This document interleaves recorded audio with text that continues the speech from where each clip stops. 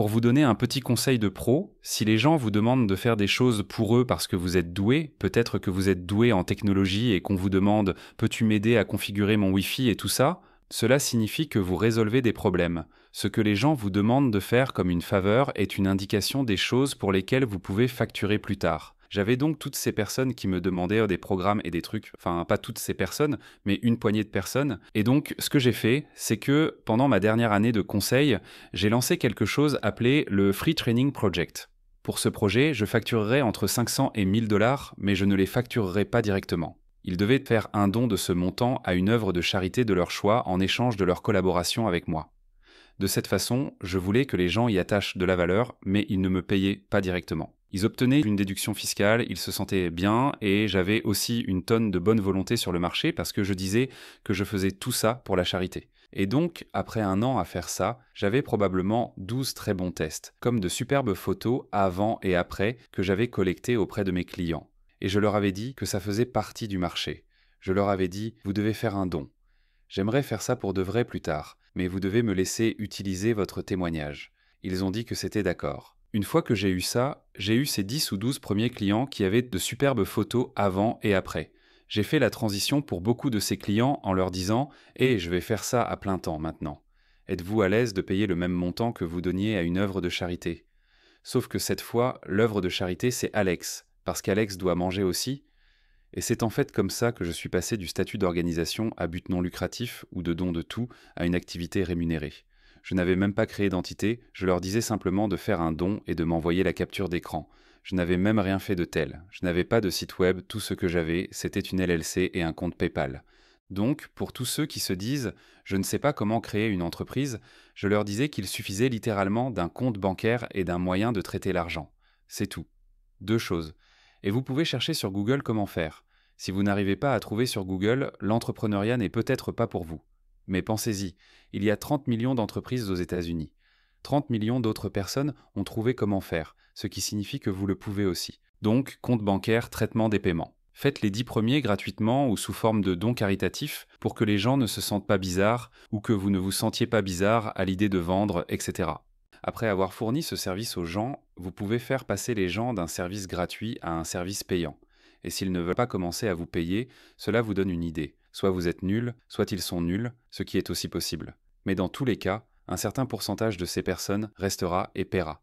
Et maintenant, vous avez un revenu. Maintenant, vous pouvez aussi demander à ces personnes des recommandations, ce qui est exactement ce que j'ai fait. Je pense que la moitié de cette entreprise est venue simplement de ça. Les premiers sont venus d'amis et de la famille et de mes publications. Je vais donc boucler la boucle sur ce que j'ai dit plus tôt.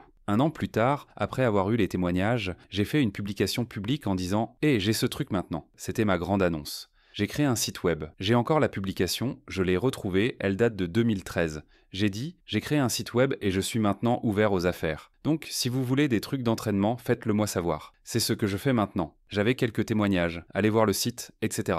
Et à partir de là, j'ai pu avoir environ 20 gars qui étaient prêts à me laisser faire des trucs de type culturisme. Parce que c'est un peu ce que je faisais à l'époque. Et donc, je crois que j'ai eu 20 gars à 200 dollars par mois. Je gagnais donc 4000 dollars par mois avec ces gens. Et ça me prenait 4 heures tous les samedis pour faire le travail. Quel était le travail? Je mettais simplement à jour leur programme d'entraînement et je leur envoyais des informations sur la nutrition, comme la mise à jour de leurs macros, la mise à jour de leur plan de repas, et puis de nouvelles séances d'entraînement pour la semaine. Et tout le monde avait mon numéro de portable et je leur envoyais simplement les nouvelles choses par SMS. C'était une entreprise très simple. Et donc, c'est ce que j'ai fait. C'était juste du coaching individuel en ligne et ça ne me prenait que 4 heures le samedi matin. Pour vous montrer quel genre de personne je suis, je détestais ça. Même si j'adorais le fitness, je détestais devoir faire la même chose tous les jours, du côté de la livraison. J'ai donc eu l'idée de génie de me dire « Oh, je dois posséder une salle de sport, parce qu'alors je serai un propriétaire d'entreprise. Je suis juste un travailleur indépendant en ce moment. » Et c'est ce qui m'a amené à ouvrir ma salle de sport, plutôt que de prendre probablement la décision plus sage de me dire « Ok, ça te coûte 4 heures par semaine et tu gagnes 4000 dollars par mois. Peut-être que tu devrais faire ça 40 heures par semaine. » Mais en faire plus me semblait une idée horrible, donc je ne voulais plus en faire. Oui, ce n'était pas une bonne décision, ce n'était pas une décision intelligente. Je veux dire, ce n'était pas toujours le cas. Voici les 3 choses entre lesquelles je décidais pour mon entreprise. Je décidais entre une entreprise de préparation au test, parce que j'étais très bon aux tests standardisés et j'avais un processus pour la façon dont je le faisais. J'avais une idée d'entreprise de yaourt glacé parce que j'étais un grand fan de froyo. Oui, je sais, je me disais, je suis un consommateur assidu de ce truc. Donc ce sont les 3 choses que je sentais que je pouvais faire. Pour tous ceux qui écoutent, ce sont les 3 choses entre lesquelles je choisissais. L'entreprise de yaourt coûtait 250 000 $ à démarrer. Je n'avais pas cet argent, donc je ne pouvais pas faire celle-là. J'avais économisé environ 50 ou 60 000 $, je ne me souviens plus, 50 ou 60 à l'époque. J'avais 23 ans. L'entreprise de préparation au test, j'y avais en fait beaucoup travaillé et j'allais m'associer avec un professeur de mon université pour le faire avec moi. J'ai donc préparé tout le matériel initial. Et à cause d'un malentendu, je vais le dire comme ça, il a fini par prendre le matériel et l'utiliser sans moi pour démarrer une entreprise de conseil. Quoi qu'il en soit, il est devenu clair que ce que je pensais qu'il se passait et ce qu'il pensait qu'il se passait n'était pas la même chose. Et cela m'a laissé un goût très amer pour la préparation au test. Je pense que c'était une entreprise plus intelligente, j'aurais probablement dû la faire, et donc tout ce qui restait, c'était le fitness. Et pour le fitness, je me suis dit, je sais déjà que les gens veulent que je les aide avec ça, donc je vais juste commencer ça. Et donc, la salle de sport était ce que j'aurais appelé l'entreprise légitime. Je ne pensais pas que le truc en ligne était légitime. Rappelez-vous, c'était il y a 10 ans. Je ne pensais même pas que c'était un concept d'entreprise légitime, vous voyez ce que je veux dire? Et donc, à partir de là, j'ai contacté 40 propriétaires de salles de sport pour voir si je pouvais simplement être leur apprenti et travailler gratuitement. Un gars m'a répondu, il avait un groupe de réflexion. J'ai rejoint son groupe de réflexion pour 10 000 $, même si je n'avais pas de salle de sport. Et j'ai dit, êtes-vous sûr que ça a du sens pour moi de rejoindre? Il a dit, oh oui, bien sûr.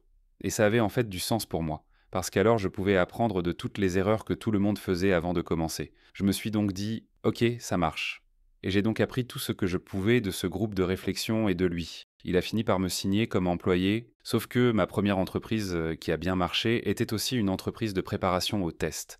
Et j'ai encore le document Evernote de 2012 où je me disais « Merde, je dois gagner de l'argent. En quoi suis-je bon? Et que pourrais-je faire ?» Et c'était comme la préparation au test et la conception de sites web. Je me suis dit « Cool, je vais créer un cours de préparation au test et je vais en faire la publicité sur un site web. » Parce qu'à l'époque, il était difficile de faire un site web joli. Et c'est ce qui a fini par rapporter de l'argent au début. Sur le front de la salle de sport, il me semble qu'il y a 2 sauts là. Le saut numéro 1 est « Je veux faire ce truc, comme ouvrir une salle de sport peut-être, et donc je vais travailler gratuitement. Je voulais posséder une entreprise. Oui, je veux posséder une entreprise, donc je vais travailler pour quelqu'un gratuitement. » Cela semble un peu un saut, ce qui, de nos jours, semble très démodé à dire, car tout le monde vous tombe dessus en disant que ce n'est disponible que pour les privilégiés, etc. C'est un privilège de travailler pour de la nourriture. Oui, le truc de travailler gratuitement, c'est assez démodé, alors j'ai gagné de l'argent avec ça. Maintenant, j'ai proposé de travailler gratuitement, mais il a rapidement dit « Je ne me sens pas bien avec ça, je vais juste te payer ».